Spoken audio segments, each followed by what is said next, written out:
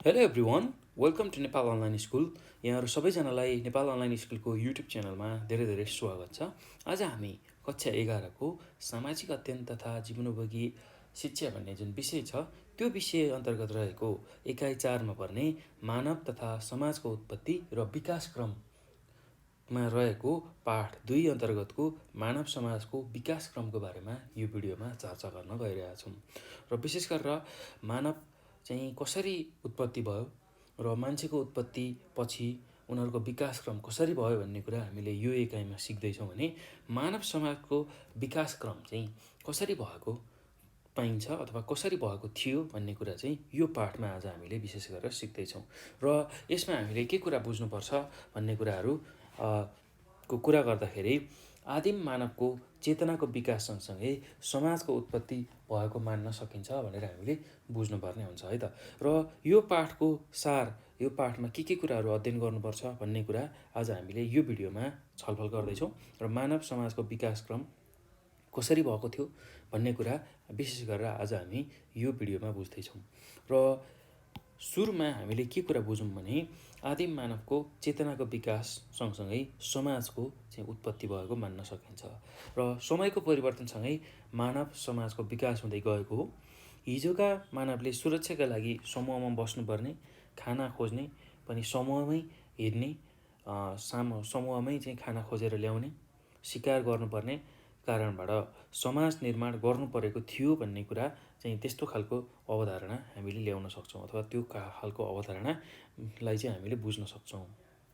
मानिसमा रहेको चेतना र सामूहिक सोचका कारण परिवारको विकास र परिवार चाहिँ विस्तार हुँदै चाहिँ समाज निर्माण भएको भनेर हामीले बुझ्न सक्छौँ है त। ल त्यही कुरालाई अब हामी विस्तृत रूपमा बुझ्न खोज्दैछौँ।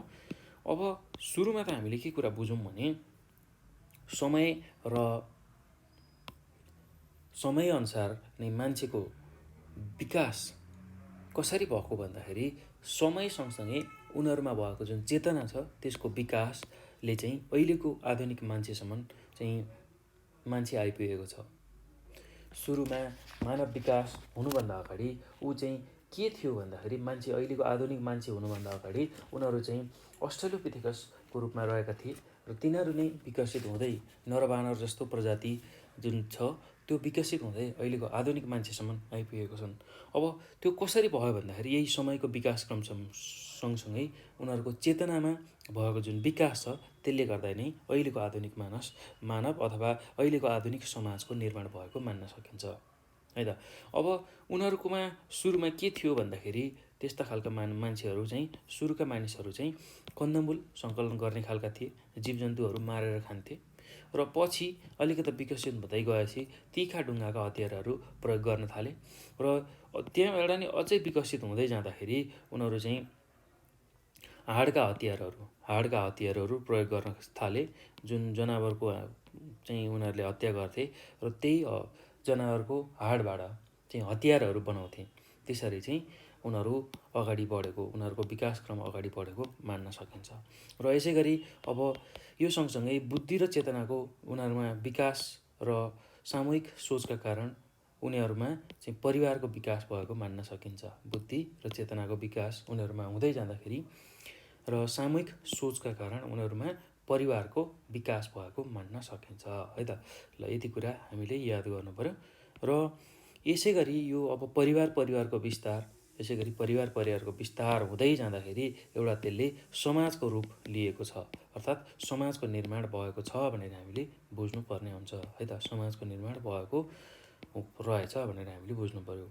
अब यसलाई प्रस्ट्याउनको लागि कार्ल मार्क्स भन्ने एकजना विद्वानले के भनेका छन् भन्दाखेरि मार्क्स अनुसार अब समाजको विकास कसरी हुँदै आयो, कसरी भयो भन्दाखेरि उनले चाहिँ सुरुमा आदिम साम्यवाद रहेको थियो, त्यस पछाडि त्यो आदिम साम्यवाद हुँदै चाहिँ दास प्रथामा चाहिँ आयो र दास प्रथाबाट फेरि विकसित हुँदै सामन्ती चाहिँ समाज निर्माण भयो र त्यो सामन्ती समाज चाहिँ अहिले पुँजीवादी समाजको रूपमा रहेको छ भनेर हामीले भन्न सक्छौँ है त।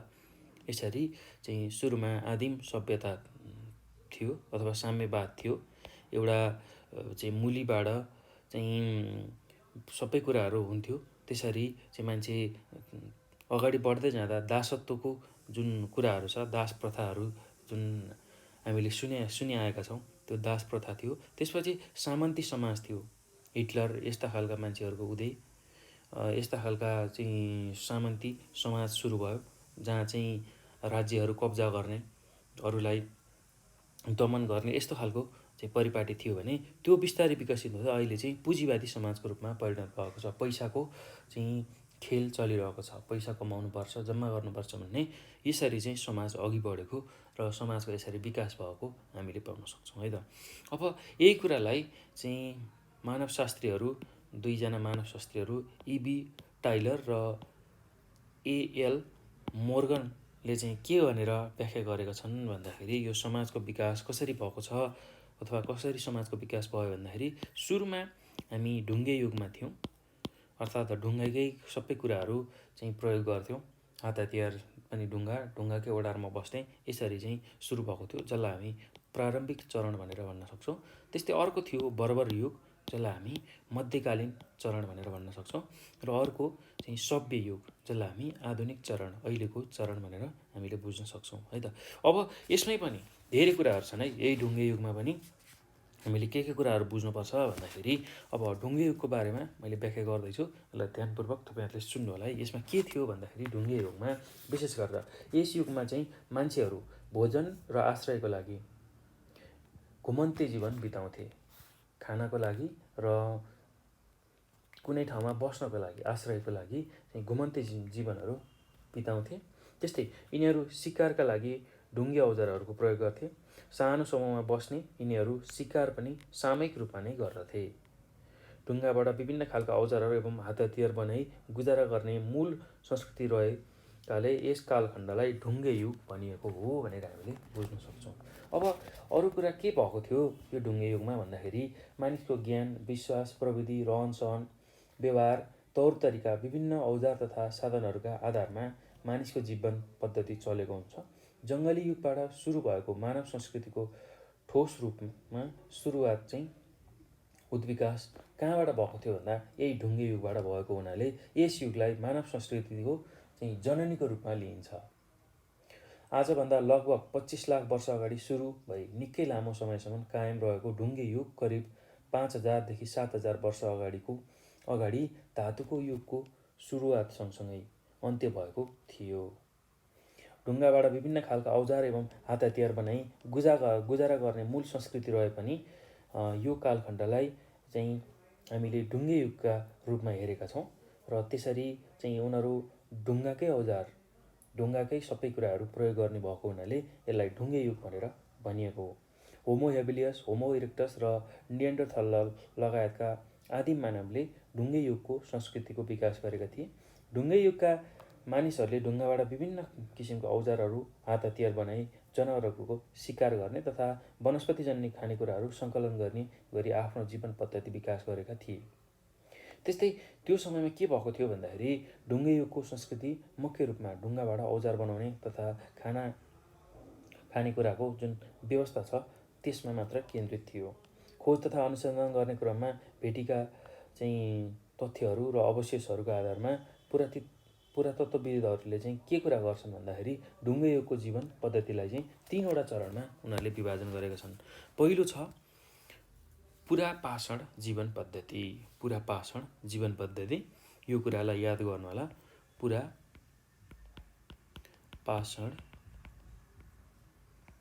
जीवन पद्धति। त्यस्तै दोस्रो छ मध्यपाषाण जीवन पद्धति र अर्को छ नवपाषाण जीवन पद्धति। र अब पुरापाषाण जीवन पद्धति भनेको कस्तो हो, यसलाई थोरै चर्चा गरौँ। पुरापाषाण जीवन पद्धति भनेको कहिले थियो, यसमा के भएको थियो भन्ने कुराहरू हामी चर्चा गरौँ है त। अब पुरापाषाण जीवन पद्धति चाहिँ करिब आजभन्दा 25 लाख वर्ष अगाडिदेखि 10,000 वर्ष अगाडिसम्मको जुन कालखण्ड थियो त्यसलाई चाहिँ पुरातत्त्वविदहरूले चाहिँ पुरापाषाण युगको नाम दिएका छन्। लगभग 25 लाख वर्षसम्म कायम रहेको यो कालखण्डमा मानवले विकास गरेको ढुङ्गाबाट हतियार बनाउने पद्धतिलाई पुरापाषाण संस्कृति नाम दिएको छ। जुन ढुङ्गाबाट हतियार बनाउने पद्धति थियो, जीवन पद्धति थियो, त्यसलाई चाहिँ पुरापाषाण चाहिँ जीवन पद्धतिको नामले चिनिन्छ है त। त्यो कुरा हामीले सम्झनु पर्यो। अब यस अन्तर्गत के कुराहरू भएको थियो भन्दाखेरि ढुङ्गा फुटाल्दा निस्केका जुन चोइटाहरू छ त्योबाट चाहिँ विभिन्न किसिमका औजारहरू बनाइन्थ्यो। यस संस्कृतिमा चाहिँ ढुङ्गे युगका जुन औजारहरू छ त्यसलाई चाहिँ हेर्दाखेरि त्यो चाहिँ तुलनात्मक रूपमा भद्दा खालका थिए। मूलतः यो संस्कृति अफ्रिकामा विकसित भई युरोप तथा एसियासम्म फैलिएको मानिन्छ। भेटिएका ढुङ्गे औजार हात हतियारहरूको विविधताको आधारमा पुरातत्त्वविदहरूले चाहिँ के निष्कर्ष निकालेका छन् भन्दाखेरि यसलाई यो पुरापाषाण संस्कृतिलाई पनि 3वटा खण्डमा अझै वर्गीकरण गरेका छन्। पुरापाषाण जीवन पद्धतिलाई पनि अझ 3वटा खण्डमा चाहिँ विभाजन गरेका छन्। र पहिलो छ निम्न पुरापाषाण जीवनशैली, र यो चाहिँ सबैभन्दा पुरानो जीवनशैली मानिन्छ। र आजभन्दा करिब 25 लाख वर्षदेखि 2 लाख वर्ष अगाडिसम्म चाहिँ यो निम्न पुरापाषाण संस्कृति रहेको थियो भनेर हामीले बुझ्न सक्छौँ। र यो कालखण्डमा चाहिँ विशेष गरेर मुख्य मानव प्रजाति होमो इरेक्टस चाहिँ त्यहाँ रहेका थियो। र यो मानवले नै औजारको निर्माण गरी विभिन्न जनावरहरूको शिकार गर्ने तथा कन्दमुलहरूलाई चाहिँ सङ्कलन गर्ने गर्थे। यो अवधिमा चाहिँ ढुङ्गे औजारका प्राय सरल र भद्दा खालका चाहिँ औजारहरू मात्रै बनेको देखिन्छ। र यस संस्कृतिको प्रमुख औजार हाते बन्चहरू पनि थियो भनेर हामीले बुझ्नुपर्ने हुन्छ है त, जसलाई हामी ह्यान्ड एक्स भनेर भन्छौँ है। अब त्यस्तै गरेर उनीहरू चाहिँ यो कालखण्डमा चाहिँ झुन्डमा बस्थे, एउटा समूह बनाएर बस्थे भने यिनीहरूको जीवनशैली चाहिँ कस्तो थियो भन्दाखेरि मुख्यतया घुमन्ते खालको थियो, घुमेर बिताउने खालको थियो। अब यिनीहरूको मुख्य काम नयाँ नयाँ ठाउँमा गई खानेकुराहरू खोज्ने थियो। त्यस्तै गरी निम्न पुरापाषाण संस्कृतिको अर्को महत्त्वपूर्ण विशेषता भनेको चाहिँ आगो नियन्त्रणपूर्वक प्रयोग गर्नु थियो। यही समयमा उनीहरू आगोको पनि प्रयोग गर्न थालिसकेका थिए। र यही कालखण्डमा मान्छेहरू गुफा, नदी किनार र रुखको छाहारीहरू भएको ठाउँमा बस्ने गर्थे। त्यस्तै निजी सम्पत्तिको अवधारणाको विकास नभइसकेकाले मानिसहरूबीच समानता रहेको थियो भनेर हामीले बुझ्न सक्छौँ। त्यस्तै अर्को अब यही पुरापाषाण जीवन पद्धतिको दोस्रो चरणमा चाहिँ कस्तो थियो भन्दाखेरि मध्य पुरापाषाण जीवनशैली रहेको थियो। र यसको समय कहिले थियो भन्दाखेरि करिब 2 लाख वर्षदेखि 40,000 वर्ष अगाडिसम्म यो कालखण्ड रहेको थियो। र मध्य पुरापाषाण युग यसलाई हामी भन्न सक्छौँ। र यो कालखण्डमा चाहिँ विशेष गरेर नियन्डरथल मानव जातिको जुन पद्धति छ तिनीहरूको विकास भएको मानिन्छ। त्यसै गरी यही संस्कृतिमा ढुङ्गे औजार बनाउने जुन पद्धति छ त्योभन्दा पहिलाको भन्दा धेरै राम्रो थियो अथवा निखारिएको थियो भनेर हामीले बुझ्न सक्छौँ। अब यो युगमा चाहिँ विशेष गरेर मस्तिष्कको बढ्दो आकारको कारण सोच्ने क्षमता जुन छ मान्छेको त्यो पनि बढ्दै थियो, परिष्कृत हुँदै थियो। यो कालखण्डमा विशेष गरेर चाहिँ ढुङ्गालाई फुटाएर निस्केको चोइटालाई धेरै धारिलो बनाउने कला मानवले सिकिसकेको थियो। र उनीहरू धारिलो ढुङ्गालाई बाँधेर हाते बन्चरो बनाउन चाहिँ सिकिसकेका थिए। र यही औजारलाई चाहिँ काट्नको लागि र रेट्नको लागि, खुर्कनको लागि, खाडल खन्नको लागि, तास्नको लागि, पाल पार्नको लागि हो यस्तो खालको काममा चाहिँ उनीहरू प्रयोग गर्थे। यही संस्कृतिका औजार अन्तर्गत चाहिँ बढी उपयोगी हुने खालको आकर्षक र विविध खालका चाहिँ औजारहरू चाहिँ निर्माण भएको थियो। र यो चाहिँ बिस्तारै विकसित हुने क्रममै थियो। अब त्यसपछि अर्को पुरापाषाण जीवन पद्धतिको अर्को खण्ड जुन चाहिँ अन्तिम खण्ड उच्च पुरापाषाण जीवनशैलीमा चाहिँ हामीले चर्चा गर्दाखेरि के कुराहरू भएको थियो भन्दाखेरि मध्य पुरापाषाण युगको समाप्ति सँगसँगै आजभन्दा करिब 40,000 वर्ष अगाडिबाट करिब 10,000 वर्ष अगाडिसम्म रहेको यो कालखण्ड जुन पुरापाषाण जीवनशैलीको पनि उच्च जुन अवस्था छ हो यो जीवनशैली चाहिँ रहेको थियो भनेर हामीले बुझ्न सक्छौँ। अब यो समयमा चाहिँ नियन्डरथल मानव होमोसेपियन्सद्वारा विस्थापित हुँदै जान थालिसकेको थियो। मानव मस्तिष्कको आकार बढ्दै गएकाले र कार्यशैलीमा आएको परिवर्तनले आधुनिक मानव विकासमा यस कालखण्डको योगदान रहेको छ भनेर हामीले बुझ्नुपर्छ। र उच्च पुरापाषाण जीवनशैलीको प्रमुख विशेषतामध्ये ढुङ्गे हात हतियार बनाउने पद्धतिमा आएको व्यापक परिवर्तन पनि एक हो भनेर हामीले बुझ्न सक्छौँ। त्यस्तै गरेर यस युगमा चोइटाबाट ढुङ्गाका ससाना धारीलाई एकदम परिष्कृत खालका चाहिँ ब्लेडहरू विकसित भइसकेको थियो। त्यसै गरी भाला तथा तीर पनि विकसित भएको थियो। यस्ता खालका परिष्कृत ढुङ्गाका हतियारहरू चाहिँ बनाएर प्रयोगमा ल्याउन थालिएको थियो। यिनीहरू चाहिँ चित्रका माध्यमबाट आफ्ना अभिव्यक्तिहरू प्रस्तुत गर्न थालिसकेका थिए। त्यस्तै गरी कोरिएका चित्रहरू चाहिँ अहिले पनि युरोप, एसिया र अफ्रिकाका चाहिँ केही गुफाहरूमा अझै भेटिन्छन् है त, र भेटिने क्रममा छन्। यी चित्रहरूमा प्रायःजसो जनावरका अपुरा चित्रहरू रहेका छन्। शिकार गर्नुका अतिरिक्त माछा मार्ने काम पनि यही संस्कृतिबाट सुरु भएको मान्न सकिन्छ। त्यस्तै यो बेलामा के भएको थियो भन्दाखेरि बसोबासका लागि वासस्थानको निर्माण, कपडा बनाउनको लागि अब सुरुवात भइसकेको थियो। त्यस्तै जङ्गली जनावरलाई चाहिँ पक्रेर घरमा पाल्ने काम पनि सुरु भइसकेको थियो भनेर हामीले बुझ्नुपर्ने हुन्छ।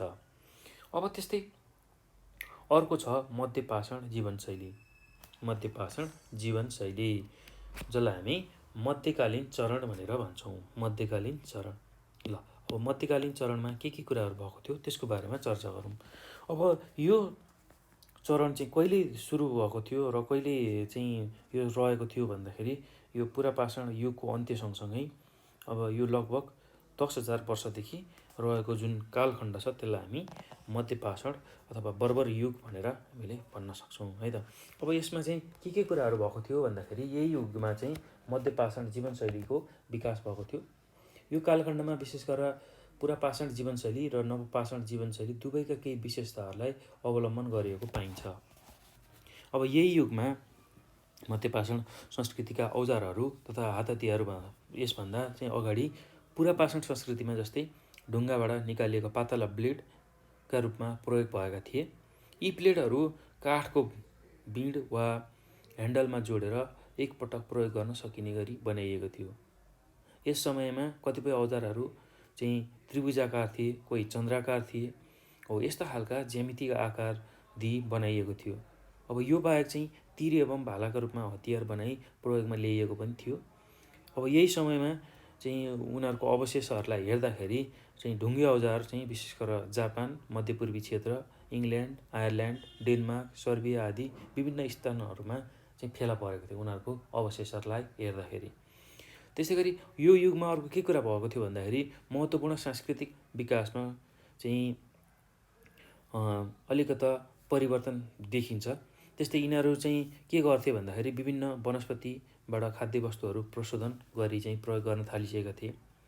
बल्छीबाट चाहिँ माछाहरू मार्ने, बाँसको चोयाबाट टोकरी बनाउने, कपडा बनाउने यस्ता खालका कार्यमा चाहिँ लागिसकेका थिए। र त्यसै गरी जङ्गली वनस्पति र जनावरहरूलाई चाहिँ घरपालुवा बनाउँदै सानोतिनो कृषि युगको सुरुवात नै यो समयमा भइसकेको थियो। त्यसैले यसमा चाहिँ एउटा सांस्कृतिक उद्विकास सुरु भएको हामीले मान्न सक्छौँ। र यसपछि विकासहरूले गर्दाखेरि यसपछिको जुन नवपाषाण संस्कृति छ त्यसले चाहिँ फड्को मार्न चाहिँ सकेको छ अथवा सकेको थियो भनेर हामीले भन्न सक्छौँ। अब अर्को के छ भन्दाखेरि तेस्रो भनेको सभ्य युग, जुनलाई हामी चाहिँ आधुनिक चरण भनेर भन्छौँ, जसलाई हामी नवपाषाण जीवन पद्धति भनेर भन्न सक्छौँ है त। ल मध्यपाषाण जीवनशैली, नवपाषाण जीवन पद्धति, ल यही कुरा हामीले अब बुझ्दैछौँ। र यसमा अब जुन यो कालखण्ड छ यसमा चाहिँ ढुङ्गाबाट पालिस गरेर चिल्लो बनाएका औजारहरू निर्माण र प्रयोग गरिन्थ्यो है त। हामीले यही ढुङ्गे युगमा भएको कुराहरूलाई अध्ययन गर्दैछौँ र मध्यकालीन आधुनिक चरण पनि यसै गरी चाहिँ सुरुवात भएको मान्न सकिन्छ है। र बर्बर युग जुनलाई हामी मध्यकालीन चरण भनेर भन्छौँ, सभ्य युग आधुनिक चरण हो। र विशेष गरेर अब पुरापाषाण जीवन पद्धतिको हामीले चर्चा गऱ्यौँ। त्यसमा 3वटा खण्ड थियो, नवपुरापाषाण, मध्य र अर्को भनेको उच्च पुरापाषाण है त।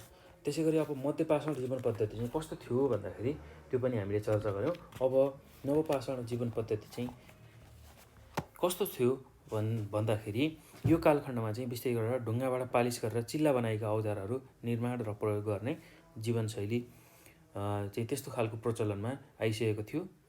बढ्दो चेतना स्तरको कारण चाहिँ नयाँ प्रकारको आवश्यकताहरूलाई सम्बोधन गर्दै यस्ता खालका ढुङ्गे औजारहरू चाहिँ बन्दै थिए।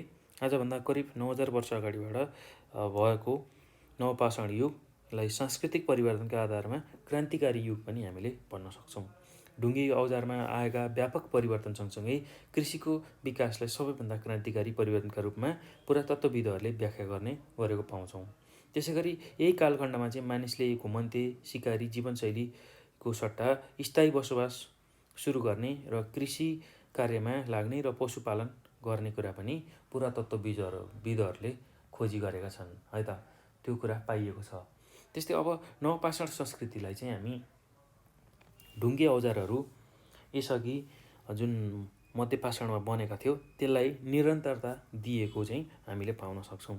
त्यसै गरी यी औजारहरूलाई एकदमै धारिलो बनाएर चाहिँ खन्ने, त्यसै गरी काट्ने, बुन्ने, काठको काम गर्ने हो यस्तो खालको चाहिँ एक किसिमको विकासको चरण सुरु भएको हामीले पाउन सक्छौँ है त। त्यसै गरी अब अर्को के काम गरे भन्दाखेरि उनीहरूले अब कृषिलाई व्यवस्थित तरिकाले सुरु गर्दै नाङ्लो, टोकरी, पाथी लगायतका सामग्रीहरूको चाहिँ निर्माण गरे भनेर हामीले बुझ्न सक्छौँ। त्यस्तै विभिन्न स्थानमा हावापानी माटो अनुकूलको बालीहरू चाहिँ लगाउने खेतीपातीहरू सुरु गरेका थिए हो। अब त्यस्तै मेसोपोटामिया, जोर्डन र इजिप्ट लगायतका स्थानहरूमा गहुँ, जौ, दलहन जस्ता बाली लगाइन्थ्यो।